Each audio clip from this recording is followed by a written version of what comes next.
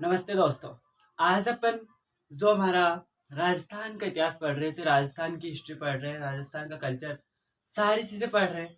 उसमें आज नए टॉपिक के साथ शुरुआत करते हैं। इससे पहले हमने मेवाड़ में जो गोहिल वंश हुआ उसकी पूरी जानकारी ले ली कि गोहिल वंश में शासक कौन कौन हुए, किस प्रकार उन्होंने कार्य किया। आज नए टॉपिक के साथ शुरुआत करते हैं कि जो हमारा आमेर है और आमेर का जो वंश हुआ, एक उसका नाम था कछवा वंश। इस वंश की बात करेंगे कि कछवा वंश में की उत्पत्ति किस प्रकार से हुई, यहाँ के जो शासक है उन्होंने किस प्रकार से शासन करना शुरू किया आमेर के अंदर, इससे पहले किन लोगों का शासन था, किस प्रकार से उन्हें हटाया और फिर शासन करना शुरू कर दिया। इन कछवा वंश के शासकों ने कहाँ से ये लोग आए, किस प्रकार इनका वंश चला, इसके अपन क्या करेंगे, इसमें जानकारी लेंगे कि जो कछवा वंश है, वैसे तो नाम से पता चल रहा है कछवा, तो जो महाराज श्री राम हुए हैं उनके वंशज, उनके जो पुत्र थे, एक लव था और एक कुश था, तो कुश के जो वंशज थे आगे चल के क्या कहलाए, कछवा है कहलाए। बात करते हैं कि जो हमारा प्रदेश है जयपुर आमेर, वो किस लिए प्रसिद्ध, ढूंढाड़ आज भी है, भाषा बोली बोली कैसी, ढूंढाड़ी। तो ढूंढाड़ जो प्रदेश है, क्योंकि प्राचीन काल में यहाँ क्या थी, एक ढूंढ नदी बहा करती थी, ढूंढ नदी बहती थी, इसी कारण इस प्रदेश को किस नाम से जाना गया, ढूंढाड़ प्रदेश से। सबसे पहले तो आमेर के जो शासक हुए उन्होंने अपनी राजधानी दौसा बनाई, फिर रामगढ़ बनाया, फिर आमेर बनाया और लास्ट में जयपुर बन जाती है। क्योंकि जैसे जैसे विकास होता गया वैसे वैसे परिवर्तन होता गया। क्योंकि जो जयपुर शहर है, पहले क्या था कि एक जंगली प्रदेश था, जंगल की तरह था, इसको बाद में क्या हुआ, ये विकास की स्थिति में परिवर्तन होता गया। इस प्रकार से अपन इस क्षेत्र के बारे में पढ़ेंगे। तो किस नाम से, ढूंढ नदी थी एक, जिस कारण इसे क्या कहा गया है, ढूंढाड़, ढूंढाड़ प्रदेश कहा जाता है। बात कर ले कि वंश की उत्पत्ति किस प्रकार से होती है, यहाँ शासक किस प्रकार से बनते हैं। तो वंश बताया कि जो राम है, राम है, उनके दो पुत्र थे, एक लव और एक कुश। लव का यहाँ कोई जिक्र नहीं करेंगे क्योंकि हमें पढ़ना किसके वंशज है, कुश के। तो कुश के जो वंशज हुए, कुश के जो वंशज हुए वो आगे जाके क्या कहलाए, कछवा है कहलाए। और उन्होंने जयपुर में क्या की, शासन करना शुरू कर दिया। अब बात करें आगे कि जो कछवा वंश है उन्होंने शासन किस प्रकार से करते हैं, तो बात करें इन्हें क्या कहा जाता था, रघुवंश तिलक। क्योंकि किसके वंश थे ये, रघु के वंश थे।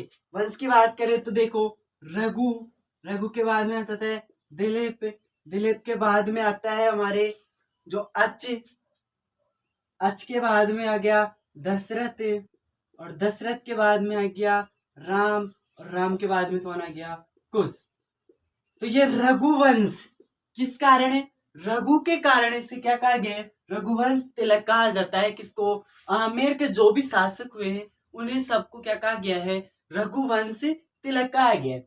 अब ये जानकारी कहाँ से मिलती है, यानी कि रघुवंश कहा तो गया, लेकिन जानकारी भी तो कोई तो दे रहा है, ऐसे तो पता नहीं कि हमें पता चल गया क्योंकि पहले की जानकारी। तो एक हमें क्या मिला है, अभिलेख मिला है, जो आमेर अभिलेख है। कौन सा अभिलेख, आमेर अभिलेख से हमें जानकारी मिलती है। आमेर अभिलेख से क्या जानकारी मिलती है कि जो कछवा वंश है उनके शासकों को क्या कहा गया है, रघुवंश तिलक कहा जाता है। और यह हमें प्राप्त कब का हुआ है, 1612 ईस्वी का मिला है। कौन सा अभिलेख, आमेर अभिलेख से कछवा वंश की जानकारी मिलती है कि वहां के शासकों को क्या कहा जाता है, रघुवंश तिलक कहा जाता है। अगली एक बात और देखें कि जो कछवा वंश के शासक है, खुद को शासक ना मान के किसको मानते हैं, गोविंद देव जी का दीवान मानते हैं।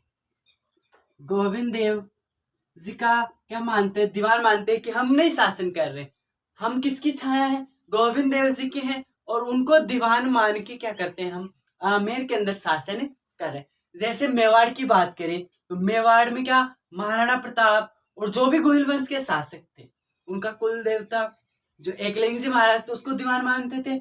आमेर के शासक किसको दीवान मानते हैं? जो हमारे गोविंद देव जी हैं उनको क्या मान लिया? दीवान मान के क्या कर रहे हैं? शासन करते हैं। कहा? हमारे आमेर के अंदर शासन करना शुरू कर देते हैं। अब एक बात कर लें कि कुल देवता तो एकलिंगजी गोविंद देव जी हो गए। कुल देवी की बात करें तो कुल देवी है इनकी जमुआई माता इनकी क्या है? कुल देवी है। जो बाद में अपन शासक पढ़ेंगे अगला, जो दूल्हे राय है प्रथम शासक बनते हैं आमेर के, तो कछवा वंश के प्रथम शासक बनते हैं। तो वो क्या करवाते हैं? जमुआई माता के मंदिर का निर्माण करवाते हैं। अब बात करें इनके ध्वज की, क्योंकि जो भी राजा महाराज जो भी वंश चलेगा उसका ध्वज होगा, झंडा होगा। तो इनका पहले तो क्या था? श्वेत रंग का झंडा था। श्वेत रंग का क्या था? इनका झंडा था। सफेद रंग का झंडा था। उसी को क्या मानते? अपना राष्ट्रीय चिन्ह मानते थे, राष्ट्रीय ध्वज मानते। लेकिन मानसिंह, जो राजा मानसिंह हुए बाद में, उन्होंने कैसा कर दिया? इस ध्वज को पचरंगा बना दिया। पहले तो क्या था? श्वेत रंग का था और बाद में क्या हो गया?